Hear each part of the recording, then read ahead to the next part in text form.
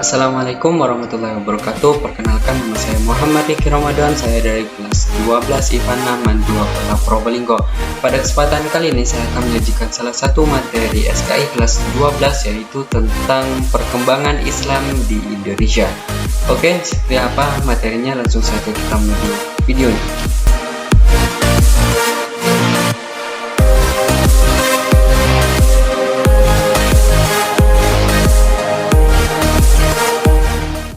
Perkembangan Islam di Indonesia. Indonesia adalah negara yang mayoritas penduduknya menganut agama Islam. Islam di Indonesia itu sendiri diyakini oleh sekitar 199.959.285 jiwa atau sekitar 85,2% dari total jumlah penduduknya. Masuk dan berkembangnya agama Islam di Indonesia hingga bisa mencapai jumlah penganut yang begitu besar itu ternyata telah melalui sejarah yang sangat panjang.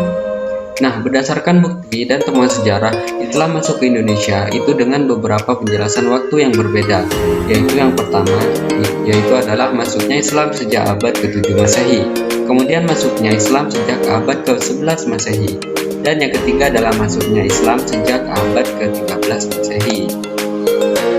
Sedangkan menurut teori perbawahnya, masuknya Islam ke Indonesia itu dibagi menjadi tiga. Yang pertama adalah teori Gujarat, kemudian teori Mekah, dan teori Persia. Nah, ini saya akan bahas satu persatu. Untuk yang pertama, teori Gujarat. Nah, menurut teori Gujarat, agama Islam datang ke Nusantara ketika abad ke-13. Islam dikatakan datang dari para pedagang daerah Gujarat, India.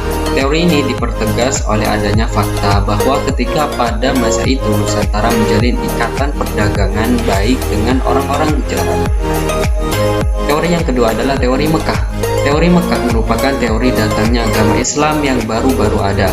Nah, pendapat ini itu merupakan sanggahan dari teori Gujarat. Pada pendapat ini disebutkan Islam masuk ke Nusantara saat itu abad ke-7, artinya 6 abad lebih awal jika dibandingkan dari teori Gujarat. Teori yang ketiga yaitu adalah teori Persia. Nah, teori Persia itu mempunyai anggapan yang sama dengan tentang waktu hadirnya agama Islam ke Nusantara pada saat abad ke-13. Namun perbedaannya dengan teori Persia, yaitu teori ini beranggapan Islam datang dari Persia. Kemudian selanjutnya adalah sejarah penyebaran Islam di Indonesia.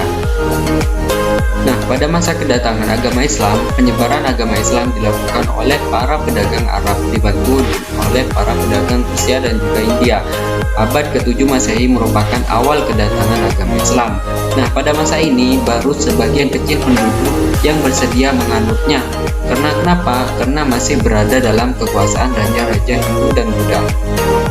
Oke, sejarah masuknya Islam ke Indonesia dan proses penyebaran berlangsung dalam waktu yang lama, yaitu dari abad ke-7 hingga sampai ke abad ke-12 Masehi.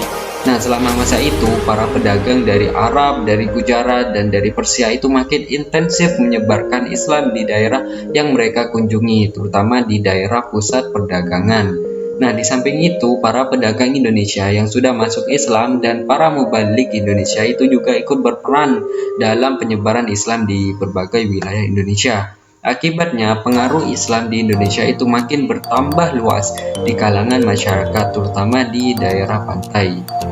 Menjelang berakhirnya abad ke-13, yaitu sekitar tahun 1285 Masehi, berdiri kerajaan bercorak Islam yang bernama Samudra Pasai Malaka yang merupakan pusat perdagangan penting dan juga pusat penyebaran Islam, berkembang pula menjadi kerajaan baru dengan nama Kesultanan Malaka. Oke, seperti itu.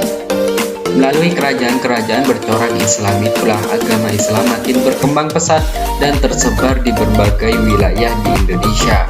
Agama Islam tidak hanya dianut oleh penduduk di daerah pantai saja, tetapi sudah menyebar ke daerah-daerah pedalaman. Nah, itulah singkatnya mengenai sejarah masuknya Islam ke Indonesia serta penyebarannya hingga abad ke-13. Nah, sekian tentang perkembangan Islam di Indonesia. Lepas dari banyaknya teori yang terdapat, kembali ke diri kita masing-masing, manakah yang hendak kita yakini? Karena sesungguhnya kebenaran itu datangnya dari Allah Subhanahu wa Ta'ala dan kesalahan datangnya dari diri kita sendiri. Oke, jadi sekian saja dari saya. Kurang lebihnya mohon maaf apabila ada kesalahan dalam penyampaian materi. Saya ucapkan mohon maaf yang sebesar-besarnya. Dan tak lupa saya ucapkan terima kasih yang sebanyak-banyaknya kepada Bapak Ustadz Mahmud selaku guru SKI saya. Demikian dari saya. Wassalamualaikum warahmatullahi wabarakatuh. You can stand under my umbrella.